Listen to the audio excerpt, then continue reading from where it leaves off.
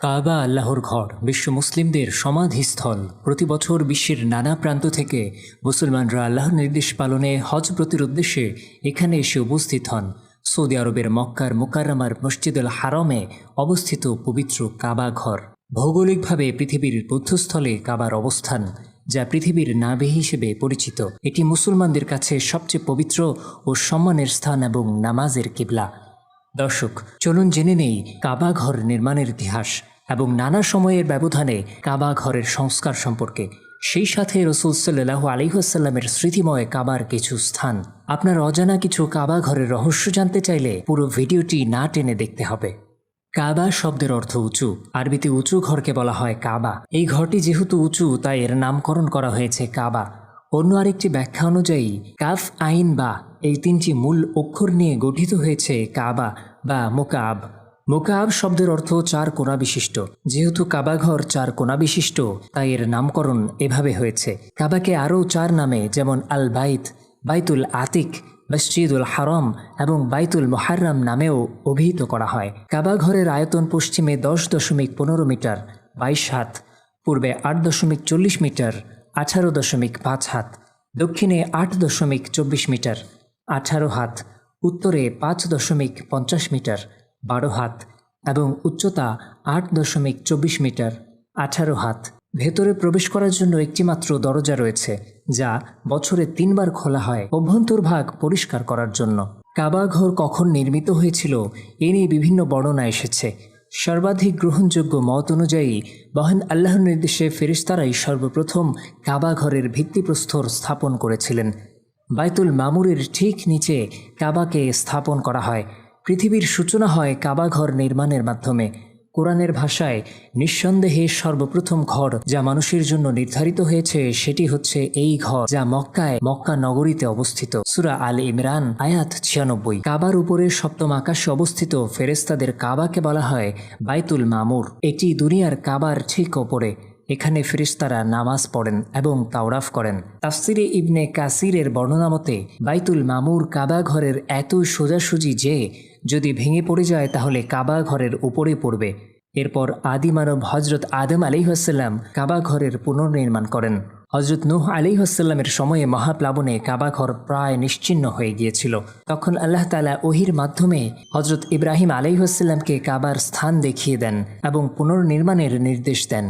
নির্দেশ মতো হজরত ইব্রাহিম আলাইহিসসালাম ছেলে ইসমাইল আলাইহিসসালামকে সঙ্গে নিয়ে কাবার পুনর্নির্মাণ করেন। এক বর্ণনায় এসেছে একটি মেঘখণ্ড বাইতুল্লাহ শরীফের স্থানে ছায়া ফেলে, যা দেখে দেখে হজরত ইব্রাহিম আলাইহিসসালাম সে ছায়ার পরিমাপ মতো বর্তমান পবিত্র বাইতুল্লাহ নির্মাণ করেন। এরপর হজরত জিব্রাইল আলাইহিসসালাম জান্নাত থেকে হাজারো আসওয়াদ পাথর নিয়ে এসে এটিকে কাবা ঘরে স্থাপনের নির্দেশ দেন। কাবা নির্মাণ সম্পন্ন হওয়ার পর ইব্রাহিম আলাইহিসসালামকে হজের জন্য আহ্বান করতে আদেশ দেয়া হয়। হজরত ইব্রাহিম আলাইহিসসালামের মাধ্যমে কাবা পুনর্নির্মাণের 30 বছর পর এক মহিলা কাবা ঘরে সুগন্ধি দানকালে আতরবাতির ধোঁয়া থেকে সৃষ্ট হওয়া অগ্নিকাণ্ডে কাবা ঘরের ব্যাপক ক্ষতি সাধন হয়। তাই কুরাইশরা কাবা ঘরের সংস্কার সাধনের উদ্যোগ গ্রহণ করেন এবং ইব্রাহিম আলাইহিসসালাম কর্তৃক স্থাপিত ভিত্তির কিছুটা পরিবর্তন সাধন করেন। কালক্রমে কাবা ঘরে পৌত্তলিকতার চর্চা শুরু হয়।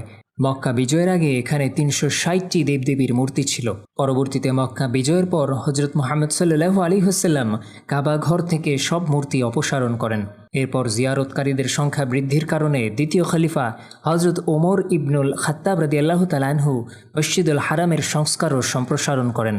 ফলে মাতাফ ও তাওরাফের স্থান সম্প্রসারিত হয়। ইতিহাসে সর্বপ্রথম নির্মাণ থেকে সর্বশেষ সময় পর্যন্ত মোট 12 বার কাবা ঘরের সংস্কার ও সম্প্রসারণ কাজের উল্লেখ আছে।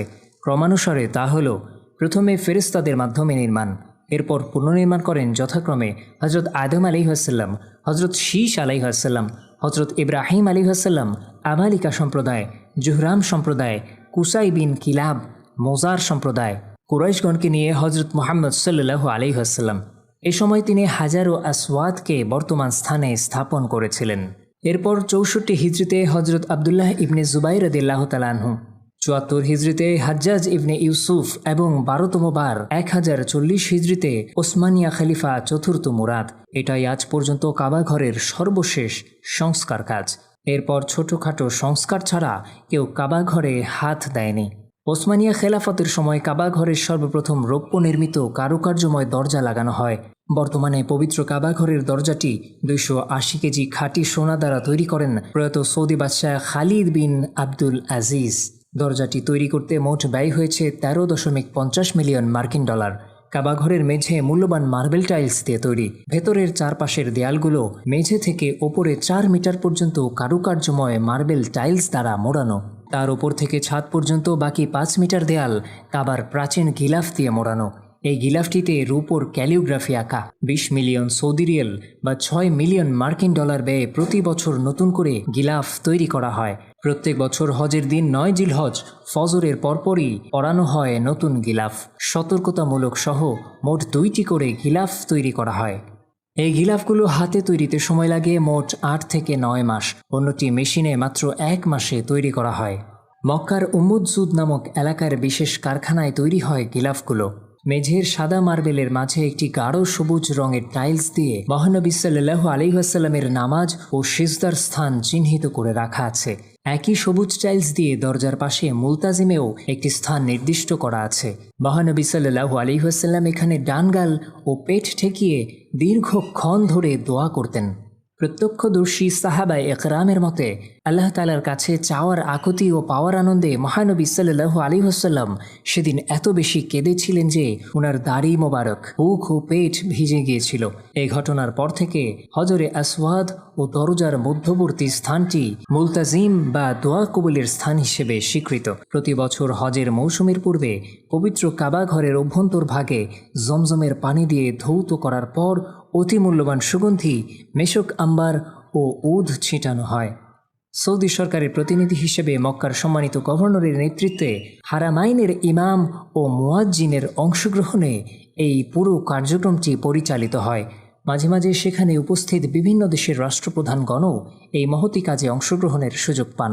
পবিত্র কাবা ঘরের বাইরের দিকের পূর্ব দক্ষিণ কোণের দেয়ালে স্থাপিত রয়েছে হাজরে আসওয়াদ।